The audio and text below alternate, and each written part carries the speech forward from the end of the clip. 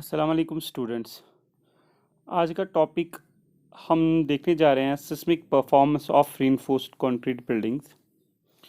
तो इसमें क्या है कि इसमें हम देखेंगे जितने भी हमारे पास रीइंफोर्स्ड कंस्ट्रक्शन स्ट्रक्चर्स हैं उन पे अगर हमारा सिस्मिक फोर्स पड़ रहा है तो उन बिल्डिंग्स में क्या प्रॉब्लम्स आ सकती हैं, क्या खराबियां हो सकती हैं और वो कैसी होनी चाहिए। अगर हमने कोई भी रीइंफोर्समेंट कंक्रीट बिल्डिंग बनाई तो वो किस तरह से होनी चाहिए और वो कैसे परफॉर्म करेगी। जैसा कि आप जानते हैं कि आजकल जो भी हम कंस्ट्रक्शन करते हैं वो मोस्टली रीइंफोर्स्ड कंक्रीट बिल्डिंग्स ही होती हैं। वो चाहे हम टाउन्स में बनाएं या इवन सिटीज़ में बनाएं तो हम क्या प्रेफर करते हैं, रीइंफोर्स्ड कंक्रीट स्ट्रक्चर्स ही हम प्रेफर करेंगे। रीइंफोर्स्ड कंक्रीट स्ट्रक्चर्स में क्या होता है कि एक तो उसमें कंक्रीट होगा और वैसे बात है, और रीइंफोर्समेंट स्टील होगा। तो क्योंकि देखा गया कि अगर हम प्लेन कंक्रीट पे ही सारा काम करते तो उसमें बेसिकली क्या है, वो है टेंसाइल स्ट्रेंथ पे वो लो है। तो उसकी वजह से हम इसमें रीइंफोर्समेंट ऐड करते हैं जिसकी वजह से टेंसाइल स्ट्रेंथ हमारी बढ़ जाती है।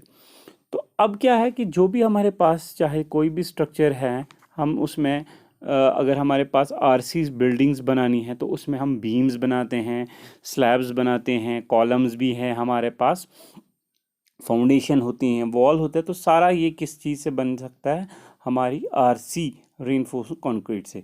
और ये जो रीइंफोर्स्ड कंक्रीटिंग जो है जिससे हम कॉलम्स बना सकते हैं या हमारे पास कनेक्टिंग बीम्स होती हैं जो आजकल हम बना रहे हैं, कनेक्टिंग बीम्स और कॉलम्स जो होते हैं उस चीज़ को हम आरसी फ्रेम कहते हैं। ठीक है, फ्रेम वाला स्ट्रक्चर होता है वो, उसमें खाली क्या होता है कि बीम्स और कॉलम्स होते हैं और फ्लोर्स हो सकते हैं जिसमें हम स्लैब्स भी आएगा और हमारी बीम्स भी आएंगी। ठीक है, उसमें क्या है फिर जो उसके बाद हमारा जो पोर्शन रहता है, जो खाली वाला पोर्शन रहता है जहाँ पे अभी अनफिल्ड पोर्शन है, उसमें हम फिर वॉल्स लगा लेते हैं, मैसनरी स्ट्रक्चर्स का काम करते हैं। तो उस चीज़ को इनफिल वॉल कहते हैं। ठीक है, उस चीज़ को हम इनफिल वॉल कहेंगे, जो भी हम फिर बाद में उसको वॉल्स प्रोवाइड करेंगे वहाँ पे। तो उसमें क्या है कि इसी तरह से वो मल्टी स्टोरी बिल्डिंग्स हम बनाते जाते हैं, बनाते जाते हैं। और वो इस तरह से डिज़ाइन करी होनी चाहिए और कंस्ट्रक्ट ऐसी केयरफुली होनी चाहिए कि अगर हमारे पास कोई भी अर्थक्वेक का फोर्स आए वो उसको बियर करना चाहिए। और इसीलिए हम क्या करते हैं, सारे अर्थ फोर्सेस जो भी आएंगे उसको कंसिडर करके ही हम बिल्डिंग को बना लेंगे। तो सबसे पहले देखेंगे हम फ्लो ऑफ इनर्शिया फोर्सेस क्या चीज़ है। फ्लो ऑफ इनर्शिया वो चीज़ है, अगर हमारे पास बिल्डिंग्स है चाहे वो 5 स्टोरी 6 स्टोरी 10 स्टोरी की भी हो, जो भी हमारे पास फ्लोर लेवल है, जो भी हर किसी में हम बिल्डिंग में अलग अलग फ्लोर लेवल है, तो इनर्शिया फोर्स जो भी हमें आ रहा है सिस्मिकली वहाँ पे आ रहा है, वहाँ पे डेवलप हो जाएगा हमारे फ्लोर लेवल पे, डिफरेंट डिफरेंट लेवल्स पे। और यही जो लेटर इनर्शिया फोर्स आ रहा है ये ट्रांसफ़र होता है कहाँ, पहले स्लैब्स में, फिर वहाँ से स्लैब में आके आके हो जाएगा वॉल्स पे या कॉलम्स पे, और धीरे धीरे ये नीचे नीचे डाउनवर्ड बढ़ता जाएगा और फाउंडेशन पे बढ़ता जाएगा और सेफली कहाँ पे पहुँचेगा, हमारे ग्राउंड पे, जहाँ पे हमारी बियरिंग कैपेसिटी होती है इस बिल्डिंग की, या इस वहाँ की बियरिंग कैपेसिटी जो है उधर पे वो आना चाहिए। अगर इनर्शिया फोर्स जो है वो अच्छे से स्मूथ ना हो, कंटिन्यूस ना हो बिल्डिंग में, तो हमारी बिल्डिंग को क्या हो सकता है, प्रॉब्लम हो सकती है। और ये क्या होता है कि अगर हमारी बिल्डिंग है, इनर्शिया फोर्स आ रहा है, पहली समझो हमारे पास इस फिगर में मैं आपको बताऊंगा, जो नेक्स्ट वाले हम नेक्स्ट स्लाइड पे देखेंगे, नेक्स्ट फिगर आ रही है उस पर आपको ये समझाऊंगा। ये वाली फिगर देखो, ये एक फ्रेम्ड स्ट्रक्चर है। ठीक है, इसमें ये हमने दिखाया है कि भाई ये जो है first floor, second floor, third floor, इसी तरह से ही समझो 5 फ्लोर्स हैं हमारे। ठीक है, और इसमें इनर्शिया फोर्स आ रहा है, अगर यहाँ से फोर्स समझो, यहाँ से हमारा फोर्स आ रहा है इस डायरेक्शन से, तो वो यहाँ पे आ रहा है, स्लैब पे आ रहा है, इसी तरह इधर इस स्लैब पे आएगा, इस स्लैब पे आएगा, इस स्लैब पे आएगा, इस स्लैब पे। और बेसिकली ये जो सारा फोर्स है स्लैब पे आके कहाँ पे, यहाँ पे कॉलम्स होंगे या वॉल होगा हमारा, तो उस पे ट्रांसफ़र होके होके नीचे नीचे इवन हमारे यहाँ फाउंडेशन पे आके फिर नीचे सॉइल तक हमारी बियरिंग कैपेसिटी यहाँ पे पहुँच जाएगा। अब देखना है कि इनर्शिया फोर्स जो आ रहा है वो किस तरह कैसे डेवलप हो रहा है। ये देखो, अगर हमारे देखेंगे यहाँ से लेके इधर तक हमारा इनर्शिया फोर्स आ रहा था हमारे इस पे लेवल नंबर 4, फ्लोर नंबर 4 पे, और इसी तरह से धीरे धीरे देखो नेक्स्ट स्टेज पे जाएंगे, फोर्थ वाली पे फ्लोर पे, तो यहाँ पे और बढ़ रहा है। इस तरह थर्ड पे जाएंगे तो बढ़ रहा है, क्योंकि हम डाउनवर्ड जा रहे हैं, हमें वेट भी इसमें इंक्लूड हो रहा है हर किसी चीज़ का। तो इनर्शिया फोर्सेस हर जितना हम डाउन जाएंगे उतना हमें ज़्यादा फोर्स वहाँ पे लगेगा। तो इसीलिए ये एक्सपीरियंस देखो, एक्सपीरियंस से ही हम ये बता सकते हैं कि जितनी डाउनवर्ड स्टोरी होगी, जितना लोअर नीचे जाएंगे, तो हायर फोर्सेस वहाँ पे ज़्यादा डेवलप हो जाएंगे as compare to upper stories से। ठीक है, तो इसीलिए हम जो भी डिज़ाइन करेंगे, जो भी बिल्डिंग बनानी हो वो डिज़ाइन करेंगे कहाँ, नीचे सबसे ज़्यादा स्ट्रॉन्गर होना चाहिए एज़ कम्पेयर टू अपर, क्योंकि सारा लोड जो है वो फिर डाउनवर्ड्स नीचे आता है। ठीक है, नेक्स्ट जो है वो है strong column weak beam analogy. अब जो भी हमारे पास बिल्डिंग है, अगर उसको सेफ रखना है ड्यूरिंग अर्थक्वेक, जब भी शेक हो रहे, तो हमें देखना चाहिए कि हमारे कॉलम्स जो हैं, जो हमारी बीम्स हैं और हमारा जो फाउंडेशन है, क्या वो हमारे अच्छे स्ट्रॉन्ग है, ताकि वो ये बियर कर पाएंगे कि नहीं। तो इसीलिए हम इसमें देखते हैं सबसे पहले, अगर हमारे कॉलम हैं होंगे वो स्ट्रॉन्गर दैन बीम होने चाहिए, हमारे कॉलम स्ट्रॉन्गर दैन बीम होने चाहिए, और फाउंडेशन जो है वो स्ट्रॉन्गर दैन कॉलम होना चाहिए।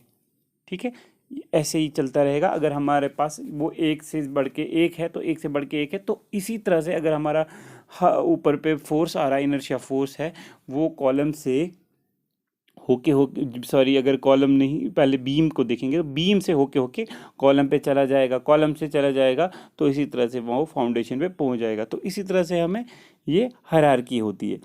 तो फर्दर हमने देखा है कि अगर हमारे पास कनेक्शन होंगे किसके दरमियान, बीम के दरमियान, कॉलम के दरमियान और फाउंडेशन के दरमियान, ये ऐसा कनेक्शन होना चाहिए, ये इतना स्ट्रांग होना चाहिए, ताकि ये जो सारा ट्रांसफ़र हो रहा है इनर्शिया फोर्स, ये सेफली कहाँ पहुँच जाए, हमारे ग्राउंड तक पहुँच जाए। ठीक है, तो इसलिए हम क्या कहते हैं, अगर हमने कॉलम्स जो हैं वो कमज़ोर बनाए हैं, ठीक है, वो कॉलम्स जो है वो कमज़ोर बनाए हैं, और उसकी वजह से वो कम ही लोड ले पाएगा, और डैमेज हो सकता है कहाँ पे, हमारा जॉइंट्स पे। ये देख सकते हैं यहाँ पे जॉइंट बना है, तो अगर ये स्ट्रांग नहीं है तो ये ऑब्वियसली डैमेज हो जाएगा कहाँ पे, हमारे जॉइंट्स पे। ये कॉलम फेल हो सकता है, लोअर स्टोरीज पे ही कॉलम फेल हो सकता है, और उसकी वजह से जो है जो डैमेज आएगा, तो पूरी कोलैप्स बिल्डिंग हो जाएगी। जो भी अपर स्टोरीज पे कॉलम्स होंगे ना, फॉर एग्जाम्पल यहाँ पे अगर दिखाएंगे अपर स्टोरी है, तो कॉलम्स, तो जब ये कॉलम वीक है तो नीचे वाला लोड इधर से ज़्यादा आ रहा है, तो यहाँ पे ही जॉइंट जो है यहाँ पे ही ये फेल हो सकते हैं, और ऊपर वाले कॉलम्स में स्टोरी तो पूरी डैमेज हो जाएगी, पर कॉलम ब्रेक नहीं हो सकता है यहाँ पे, जितना कि यहाँ पे ब्रेक हो जाएगा। ठीक है, तो अगर दूसरी तरह देखें हम, हमारे बीम्स को अगर हमने कमज़ोर बनाया है, किन से, कॉलम से, तो सबसे पहले डैमेज जो आएगा वो कहाँ होगा, बीम में, क्योंकि वो इतनी डक्टाइल होंगे कि वो प्रोग्रेसिव डैमेज वहाँ पे कर पाएंगे।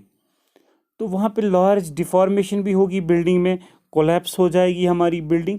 तो हमारे जो अर्थक्वेक रेजिस्टेंट बिल्डिंग जो है उसमें क्या होना चाहिए, कॉलम ज़्यादातर हम स्ट्रॉन्गर करते हैं किन से, बीम से।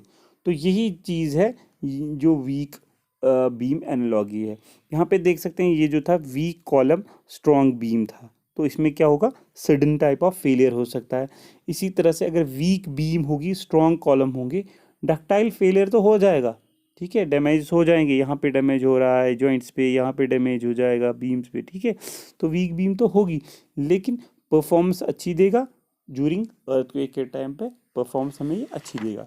ठीक है, नेक्स्ट हम देखेंगे effect of irregularities on performance of RC buildings. ये क्या है जी, भाई अगर हमारी बिल्डिंग अब बनी हुई है लेकिन इसमें इरेगुलरिटीज़ है, इरेगुलरिटीज़ बिल्डिंग में, तो उन चीज़ों से क्या हमें लैक हो सकता है, हमारी चीज़ों पे क्या हो सकता है। तो ये इरेगुलरिटीज़ क्या है, हो सकता है कि इरेगुलरिटीज़ कभी कभार सिमेट्री भी ना हो, हमारी डिसकंटिन्यूटी हो ज्योमेट्री में, ठीक है, और लोड जो है या मास हमारा रेजिस्ट नहीं कर पा रहा है किसी एलिमेंट को, और इरेगुलर बिल्डिंग उससे हम उसी चीज़ को इरेगुलर कह सकते हैं, ठीक है। तो उस चीज़ को रोकने के लिए क्या होता है कि हमारे पास जो फ्लो ऑफ इनर्शिया फोर्स जो है वो जो हमें बहुत डैमेज कर सकता है हमारी बिल्डिंग्स को, अगर हमारे पास इरेगुलरिटीज़ है, क्योंकि उसकी इरेगुलरिटी फॉर्म की वजह से हमारी बिल्डिंग कोलैप्स हो सकती है। अगर ये सिमेट्रिकल होती तो हमारा वहाँ पे जो है अर्थक्वेक रेजिस्ट कर सकता था, अर्थक्वेक शॉक्स रेजिस्ट करते थी। तो अगर हम बात करते हैं अर्थक्वेक प्रोन एरियाज़ की, तो हमारी सबसे बड़ी कोशिश होनी चाहिए वहाँ पे कि जो भी हम बिल्डिंग कंस्ट्रक्ट करें वो सिमेट्रिकल टाइप की हो। अगर हमने इरेगुलर फॉर्म की बिल्डिंग वहाँ पे बनाई तो उस पे बहुत सारे सिस्मिक फोर्स आ सकते हैं, जो भी इनर्शिया फोर्स वहाँ पे डेवलप हो जाएंगे अलग अलग स्टोरीज़ में, और उस चीज़ की वजह से हमारी बिल्डिंग कोलैप्स हो सकती है। और हम वही चीज़ इसमें देखेंगे, इस ये जो हमारा लेक्चर है अभी, कि कौन कौन सी इरेगुलरिटीज़ हो सकती हैं। तो मोस्टली क्या हम बात करेंगे, दो टाइप की इरेगुलरिटीज़ होती हैं, एक तो वर्टिकल इरेगुलरिटीज़, दूसरी हॉरिजेंटल इरेगुलरिटीज़। हम इस वाले लेक्चर में बात करेंगे खाली वर्टिकल इरेगुलरिटीज़ की, ठीक है। तो सबसे पहले देखेंगे कि अगर हमारे पास वर्टिकल इरेगुलरिटी हो गई तो उसकी वजह से क्या हो सकता है कि सडन चेंज हो सकती है हमारी स्ट्रेंथ में, स्टिफनेस में, ज्योमेट्री में, और इवन हमारा मास जो है, जो मास है, जो हमने हाइट ऑफ बिल्डिंग बनाई है उसमें मास में भी डिफरेंस आ सकती है, ठीक है। तो इसी तरह से हम वो डिफाइन करेंगे, हम वो देखेंगे नीचे नीचे जाके कि किस तरह की इरेगुलरिटी आ सकती हैं। तो बात करते हैं हम पहले वर्टिकल वाली। वर्टिकल में क्या आएगी, irregularity in strength and stiffness. एक तो स्ट्रेंथ में भी इरेगुलरिटी आ रहेगी और उसके बाद स्टिफनेस में। तो बेसिकली क्या है कि कॉमनली देखा गया है कि अगर हमारे पास कोई आरसी बिल्डिंग है जो मल्टी स्टोरी बिल्डिंग है, वो टॉलर तो होती ही है, और उसके साथ साथ क्या होता है, जो हमारा ग्राउंड फ्लोर होता है उसका ग्राउंड स्टोरी जो जिसको हम कह सकते हैं, वो खुली होती है, टॉल भी है और खुली होती है। वो मोस्टली किस लिए रखी जाती है, ताकि हमारे पास जो भी व्हीकल्स हैं वो हम वहाँ पे पार्क कर सकें, या वहाँ पे हम ऐसे शॉपिंग सेंटर्स भी डाल सकते हैं या हॉल्स भी देते हैं वहाँ पे। तो इस तरह से हम वो वहाँ पे ओपन स्पेस वाला स्टोरी बना देते हैं। तो उस चीज़ में क्या है, मोस्टली वहाँ पे वो कॉलम्स ही खड़े किए गए होते हैं उस बिल्डिंग में। आप इस फिगर पे भी देख सकते हैं, नीचे वाली जो फिगर है, ये एक हमने एक बिल्डिंग समझो बनाई हुई है। तो यहाँ पे देख रहे हैं, यहाँ पे पार्किंग स्पेस है, कोई भी यहाँ पे हम में आपको इनफिल्स नज़र नहीं आ रहे हैं, सीधे ओपन है, सारा ओपन है, कॉलम्स ही खाली कॉलम्स ही कॉलम्स लगे हैं हर जगह पे, ठीक है। ना ही हमारे पास कोई पार्टीशन वॉल है वहाँ पे, ना ही कुछ है, उसमें खाली क्या है, कॉलम्स ना। तो ऊपर वाली जो स्टोरीज़ है हमारी, फिर अगर हमने ऊपर वाली स्टोरी बनाई है उसमें, तो उसमें क्या होता है कि उसमें हम पार्टीशन वॉल भी होते हैं हमारे, इनफिल भी होता है हमारा। तो वो अब पर ये देख रहे हैं हमारे पास ये है, यहाँ पे इनफिल किया गया हुआ है, ये भी इनफिल किया गया है, ठीक है सारा। तो अब क्या है इस चीज़ में, क्या है इसमें क्या प्रॉब्लम है, तो अपर स्टोरी जो हमारी है वो स्टिफर हो रही है, क्योंकि इसमें हमने इनफिल्स करे हुए हैं। तो उसकी वजह से जो है वो एक सिंगल यूनिट जैसा हमें काम करता है। कभी भी अगर कोई भी चीज़ आएगा, फोर्स आएगा या कुछ भी आएगा, या हॉरिजेंटल डिस्प्लेसमेंट अगर हमारी बिल्डिंग की हो सकती है, तो वो क्या होगी, ग्राउंड वाले फ्लोर की, ग्राउंड स्टोरी की होगी, क्योंकि उस स्टोरी में खाली हमारे पास कॉलम्स लगे हैं। और वैसी टाइप ऑफ बिल्डिंग जो है उसको हम कहते हैं सॉफ्ट स्टोरी बिल्डिंग, ठीक है। क्या कहेंगे, सॉफ्ट स्टोरी बिल्डिंग। और इस सॉफ्ट स्टोरी बिल्डिंग में क्या है, ग्राउंड फ्लोर में जो स्टोरी है वो कॉलम पे ही खड़ी होगी, और वही कॉलम डैमेज हो सकती है, सीवियरली डैमेज हो सकती है, अगर उनमें अच्छी खासी स्ट्रेंथ ना हो या डक्टिलिटी ना हो, या अल्टीमेटली कभी कभार अगर सिस्मिक फोर्स आ सकता है तो वो कोलैप्स भी हो सकती है। और इसी तरह से उसमें क्या है कि अगर हम देखेंगे स्ट्रेंथ वाइज भी, जो ग्राउंड स्टोरी की है, ओपन ग्राउंड स्टोरी है, उसमें लेस होती है strength as compare to upper story. ठीक है, तो इसीलिए इस चीज़ को हम वीक स्टोरी भी कहते हैं। तो वीक स्टोरी भी कहेंगे या सॉफ्ट स्टोरी बिल्डिंग भी हम मोस्टली कहते हैं, और ये वीक होती है जनरली, हमेशा ये वीक हो सकती है। और कभी कभार क्या है कि हम ऐसे फ्लोर्स जो हैं, सॉफ्ट स्टोरी वाले फ्लोर जो है, एग्जिस्ट ग्राउंड फ्लोर पे तो करता ही है, बट कभी कभार हम क्या करते हैं, किसी और फ्लोर पे भी हम ये ग्राउंड जो हमने सॉफ्ट स्टोरी बनाए, किसी और फ्लोर पे भी हम ये बना सकते हैं। यहाँ पे देख सकते हो आप ये वाली, अगर नेक्स्ट फिगर पे देखेंगे आप, ये देखो, ये हमने एक फ्रेम स्ट्रक्चर बनाया हुआ है। यहाँ पे ये सारे सिर्फ कॉलम्स लगे हुए हैं, इनफिल्स तो कुछ भी नहीं है, ओपन ग्राउंड ही है, पार्किंग वगैरह शॉपिंग मॉल्स के लिए या हॉल्स के लिए बनाया गया हुआ है ये। तो यहाँ पे देख रहे हैं एक एक स्टोरी जो है, यहाँ पे हर जगह इनफिल्स किया गया है। और ये जो इनफिल है ना, ये पूरा इनफिल जो है ये सिंगल यूनिट कहलाया जाएगा।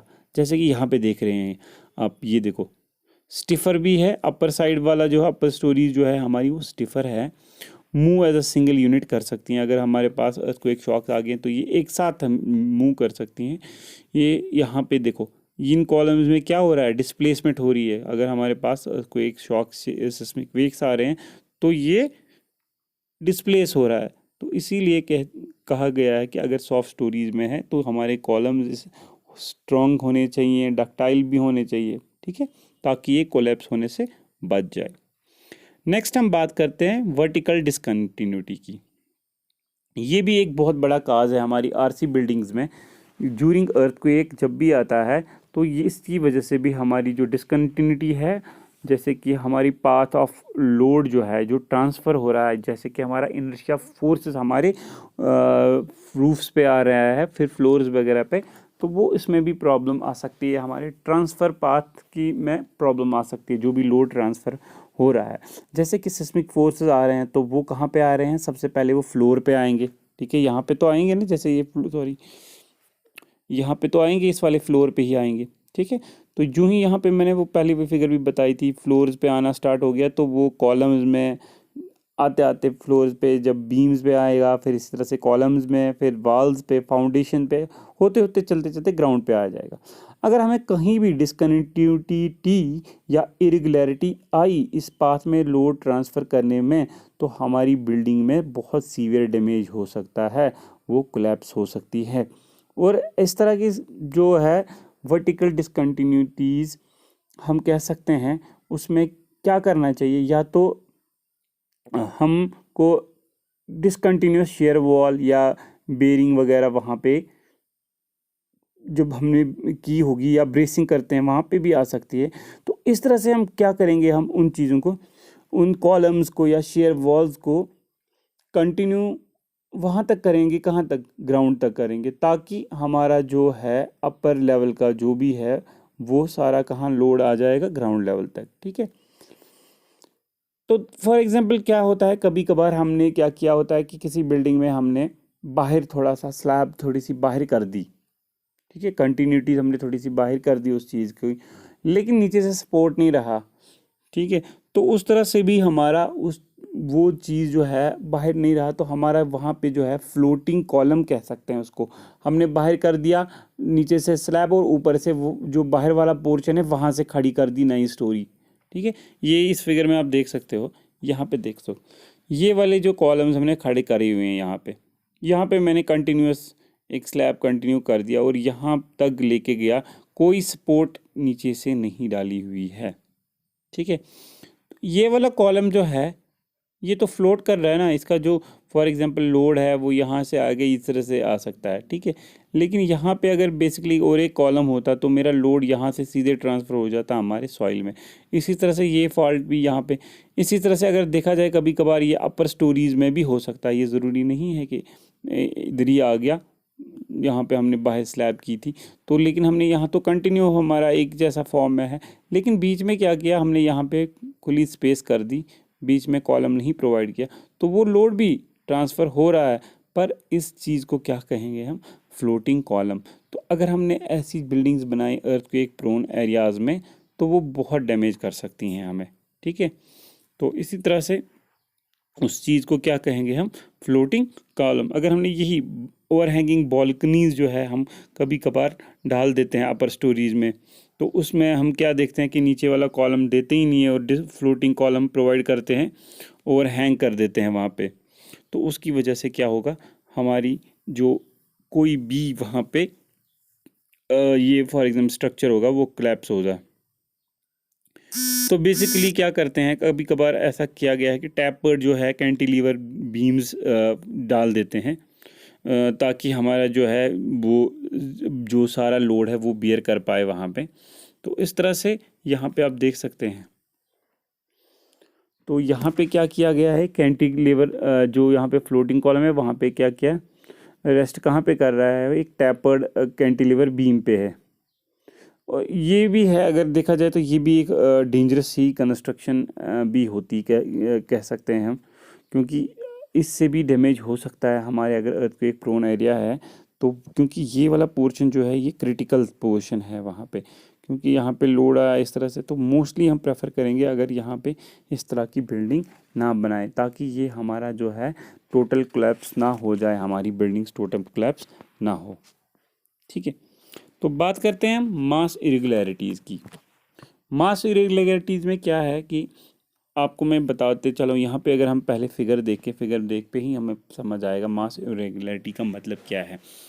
फॉर एग्जांपल अगर हमारे पास अब एक स्टोरी बनाई है, अब हमें दूसरी स्टोरी बनानी है। अब हमारा जो दूसरी स्टोरी है उसका जो इफ़ेक्टिव मास जो होता है ना हमारी स्टोरी का, वो कहलाएगा, हमारा इफ़ेक्टिव मास जो है वो डेड लोड है या डेड वेट कह सकते हैं, या पार्टीशन वॉल्स जो भी हैं उसको फ्लोर की वहाँ पे उसको ऐड करेंगे तो वो सारा ऐड कहलाएगा हमारा इफ़ेक्टिव मास। नेक्स्ट हम बात करते हैं वर्टिकल ज्योमेट्रिकल इरेगुलरिटी की। इसमें क्या है, वर्टिकल ज्योमेट्रिकल इरेगुलरिटी में क्या है कि जब भी हमारा हॉरिजॉन्टल डायमेंशन बिल्डिंग का किसी भी स्टोरी का ज़्यादा होगा, मोर देन होगा 150% उसकी एडजेसेंट स्टोरी से, तब वो बिल्डिंग जो है वो कहलाई जाएगी वर्टिकल ज्योमेट्रिकल इरेगुलरिटी।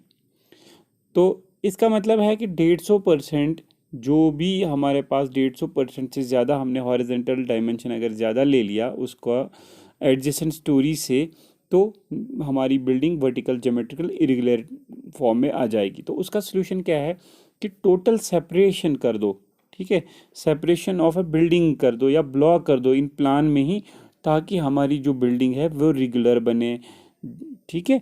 जैसे कि हमने पहले भी डिस्कस किया हुआ था, जैसे कि इस फिगर में देख रहे हो आपकी, जैसे कि L1 हमारे पास समझो, अगर टॉप में देखा जाए तो L1 हमारे पास एक हॉरिजेंटल डायमेंशन है, और L2 हमारे पास और एक सब ब्लॉक यहाँ से अगर देखा जाए तो दूसरा ब्लॉक आ रहा है यहाँ से। तो इसमें क्या है, L2 जो है ग्रेटर देन वो 150% से L1 से आ रहा है, 1.5 से ग्रेटर देन आ रहा है, ठीक है। तो इस टाइम पे, इस सिचुएशन पे क्या करना चाहिए, बिल्डिंग तो बनाओ, उसके बीच में एक शेयर वॉल बनाओ, L1 की एक बनाओ, एक ब्लॉक की और दूसरे ब्लॉक की।